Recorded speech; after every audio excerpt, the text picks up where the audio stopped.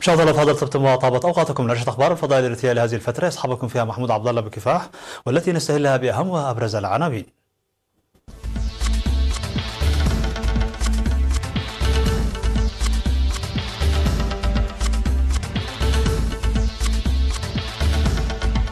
مجلس اقليم جنوب البحر الاحمر يعقد اجتماعه الدوري الثامن عشر. نمو جيد لمحميه قندع الطبيعيه. زياره طلاب العلوم الاجتماعيه لدفاعات نخفه.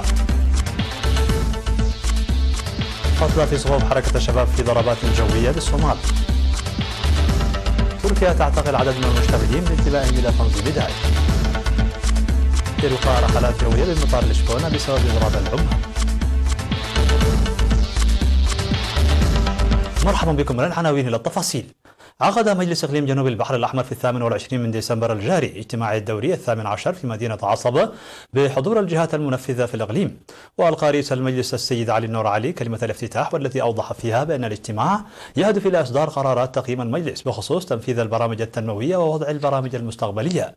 وقدمت في المناسبه تقارير توضح البرامج المنفذه هذا العام، ومنها ترسيخ الوعي بخصوص الامراض المعديه وخاصه الايدز، وضمان وفعاليه انشطه الاصحاح البيئي. وذكر التقرير بأن انضمام 60% من الطلاب في المدارس الداخلية وشبه الداخلية خير دليل على الجهود الجارية لتعزيز المشاركة في مائدة التعليم، داعيا لتقوية جهود المجتمع في الجهود الجارية.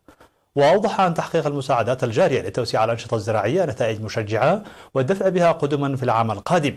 وقيم أعضاء المجلس التقارير المقدمة بعمق، وطالبوا بتعزيز دور المجتمع لرفع مستوى مشاركة الطلاب وخاصة الطالبات في مائدة التعليم، والوعي بضرورة دفع ضريبة الأراضي والمواشي، وتشجيع مشاركة المواطنين في حفظ المياه وحماية التربة، وتعزيز دور الشباب في المرحلة الجديدة ومنح تلك البرامج الاهتمام الأكبر، وغيرها من الآراء والتوصيات. وألقى حاكم الإقليم السفير محمد سعيد منتاي كلمة الاختتام، مقدما فيها توضيحا مفصلا حول فرص وتحديات العهد الجديد، ومناشدا أعضاء المجلس للعب الدور المناط بهم.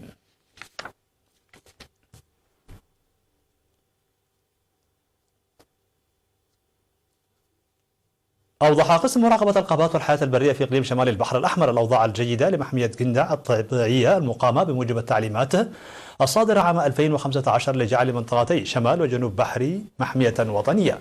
وقال مسؤول الرقابة الإقليمية في شمال البحر الأحمر النقيب زاهية تاخلي لوكالة إيرينا أن أنشطة التوعية المستمرة ساهمت في زيادة مشاركة المواطنين في تنمية المنطقة ومراقبتها، وأشار إلى نمو الأشجار المستوطنة وتكاثر الحيوانات البرية التي كانت مهددة بالانقراض في مديرية قندع عامة ومنطقتي دونغول العلاي وتحتاي خاصة، داعيا المواطنين والإدارات لتنسيق الجهود من أجل المحافظة على الإنجازات التي تحققت ومحاربة ظاهرة اقتلاع الأشجار.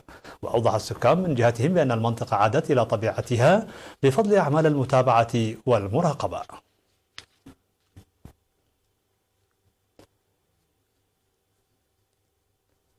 أوضح طلاب الدفعة 21 من مدرسة العلوم الاجتماعية والذين زاروا دفاعات نقفة التي شهدت العديد من المعجزات البطولية إبان حرب التحرير، أوضحوا بأن الزيارة حفزتهم لمضاعفة العمل والمشاركة بفعالية في إنجاح برامج التنمية. وقد تلقى الشباب القادمين من مختلف الوزارات والاتحادات الوطنية البالغ عددهم حوالي 500 شرحا من المناضلين القدامى عن الأحداث التي شهدتها جبهة نخفة. وقال المقدم هيلي قبرو أحد المناضلين الذين رابطوا في جبهة نخفة آنذاك بأن جبهة نخفة كانت محور الاعتماد على الذات والانتصار، وعكست القيم التي ساهمت في بناء وطن مزدهر مهاب يفتخر به الجميع، داعيا إلى توريث تلك القيم إلى الأجيال. وأعرب الزوار على ارتياحهم لزيارة تلك المواقع التي شهدت البطولات، مؤكدين الاستعداد الدائم لتنفيذ أمانة الشهداء.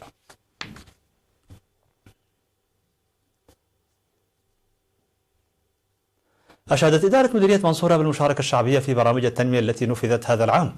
وأوضح المدير التنفيذي في إدارة مديرية منصورة السيد يمان تسفى ميكائيل في التقرير الذي قدمه خلال الاجتماع التقييمي عن تنفيذ أغلب البرامج الموضوعة لعام 2019، مشيرا إلى تحقيق تقدم كبير في رفع نسبة مشاركة الطلاب بالتعليم وتنمية الإيرادات ونظافة البيئة. من جانبه أشار مدير المديرية السيد مسعود إدريس إلى مواصلة البرامج التنموية وأعمال النفير الشعبية العام المقبل، داعيا إدارات الضواحي لتقوية تنظيم الشعب لدوره في ضمان فعالية العمل. ودعا الاجتماع للاهتمام بحل مشكلة المواصلات والاتصالات والتيار الكهربائي.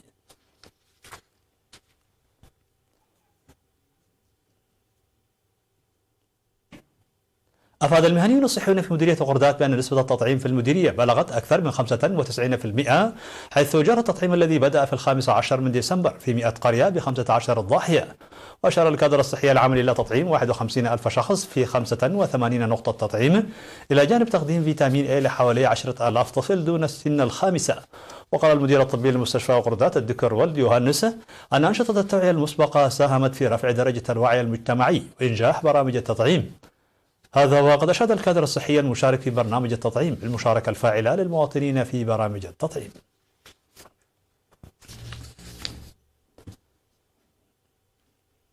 قدمت دعوة لإدارات ضواحي مديرية أفعبت بإقليم شمال البحر الأحمر للاستفادة من تجربة ضاحية قلامة في مراسم إعلان تنفيذ برنامج الإصحاح البيئي التي نظمت في 24 من ديسمبر الجاري.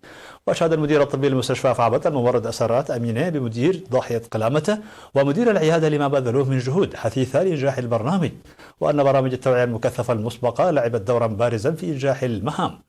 في غضون ذلك شهدت مديريات القاش بركة 16 من أعمال النفير الجماعي لإصحاح البيئة والحد من الأمراض المعدية في الفترة من 27 و28 من ديسمبر الجاري.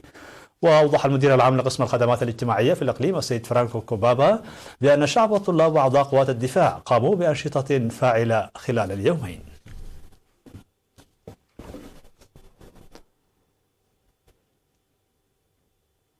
مشاهدينا الأفاضل، كانت هذه الأخبار الداخلية. فاصل قصير ونوافيكم بالأخبار العالمية، فابقوا معنا.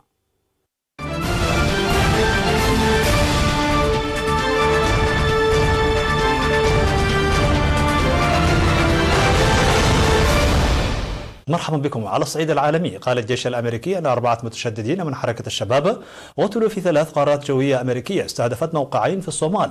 جاءت القرارات بعد يوم من مقتل ما لا يقل عن 90 شخصا في تفجير شاحنة ملقومة عند نقطة تفتيش مزدحمة في العاصمة مقديشو في هجوم هو الأسوأ في الصومال منذ ما يزيد على عامين. وذكرت القيادة العسكرية الأمريكية في إفريقيا في بيان لها أن 2 من المتشددين قتلا في غارتين جويتين في كونيو بارو، وقتل آخران في غارة جوية في كاليو بارو. أضافت أن الضربات لم تسفر عن سقوط أي قتلى مدنيين.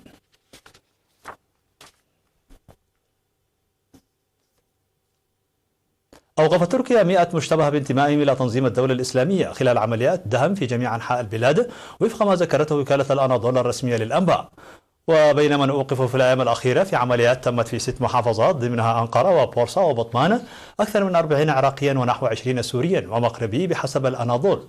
وفي الأشهر الأخيرة كثفت تركيا عمليات الدهم ضد عناصر من تنظيم الدولة الإسلامية وسعت لإعادتهم إلى بلدانهم. والأسبوع الماضي أعلنت عن توقيف 20 شخصا في اسطنبول. وشهدت تركيا سلسلة اعتداءات نفذها التنظيم المتطرف خلال عامي 2015-2016، واستهدف الاعتداء لعنف ملهى ليليا في اسطنبول ليلة رأس السنة عام 2017 أسفر عن مقتل 39 شخصا.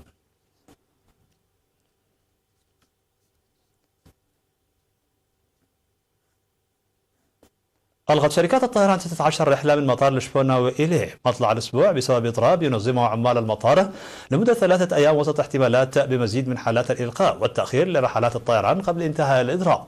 وأبلغ المتحدث باسم الاتحاد الوطني لعمال الطيران المدني الذي دعا لتنظيم الإضراب وكالة أنباء لوس المحلية بأن 90% من العمال شاركوا في الإضراب في لشبونة، وهو أشد الأيام ازدحاما بالنسبة للمطار. وألقت شركتا إيزي جيت وبروكسل إيرلاينز رحلات من باريس وبلجيكا ولندن وبريستول ومانشستر. وأحجب متحدث عن مطار لشبونة عن تأكيد عدد الرحلات التي ألقيت، لكنه قال أنه سيتم إعلان عدد تلك الرحلات بنهاية يوم الأحد.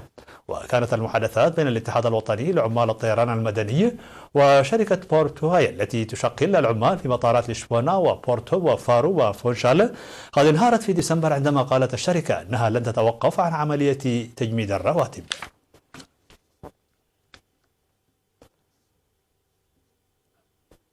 انطلقت يوم السبت مسابقة قوارب التنين الرياضية فوق بركة جليدية بمقاطعة ديولون بمنطقة منقوليا شمالي الصين.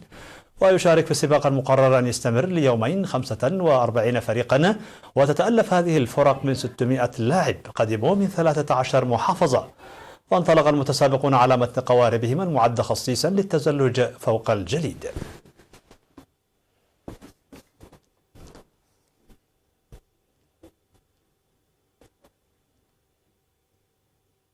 مشاهدينا الأفاضل، بهذا نكون قد وصلنا بكم إلى نهاية النشرة. شكرا على حسن المتابعة، دمتم بألف خير.